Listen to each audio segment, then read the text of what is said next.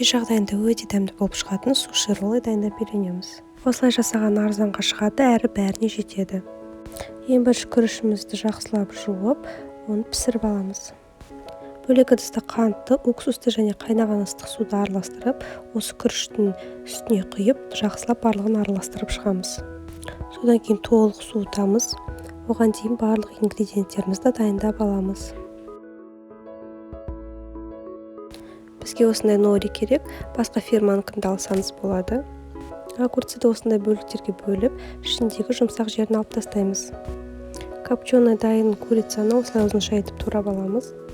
Күрішіміз толық суыды, енді роллды жинаймыз.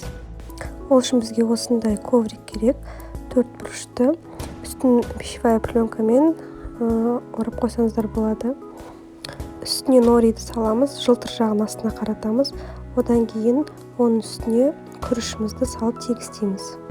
Содан кейін огурцты, курицаны және творожный сырды мешочектің көмегімен отырғызамыз.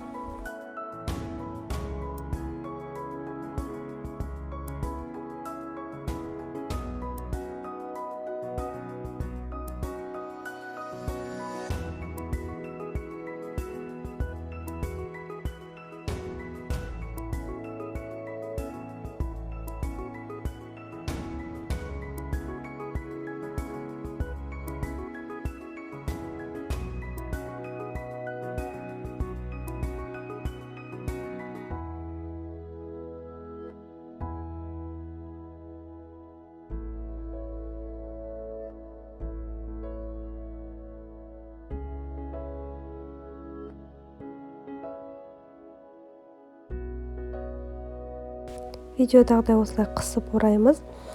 Қалған норидің шетін сулап, қайтадан ораймыз.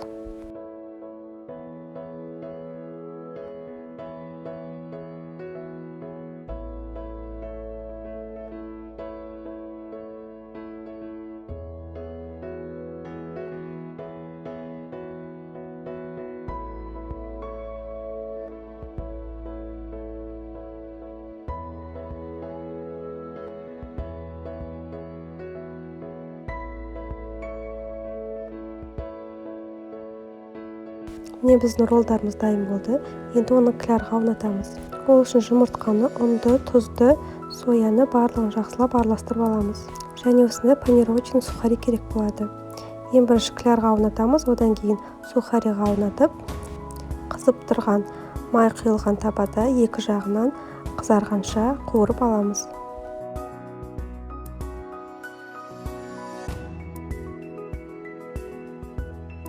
Біздің үйде қуырылған жақсы көреді, сондықтан біреуін ғана қуырмадым, қалғандарын осылай қуырып алдым. Енді кесеміз. Видеодағыдай осылай бөліктерге бөліп шығамыз. Міндетті түрде дайындап көріңіздер. Барлығына ұнайды, балалар әсіресе сүйсініп жейді. Соус үшін соевый соусқа кішкене су қосып ұсынсаңыздар болады. Және де ішіндегі начинкасына өздеріңіздің қалауыңыз бойынша балық немесе крабовые палочки қоссаңыздар болады. Егер видео ұнаған болса, лайк басып, комментарий жазуды ұмытпаңыздар. Және де каналыма тіркеліп, қоңыраушаны басып қойыңыздар. Соңына дейін қарағандарыңызға рахмет, ас болсын.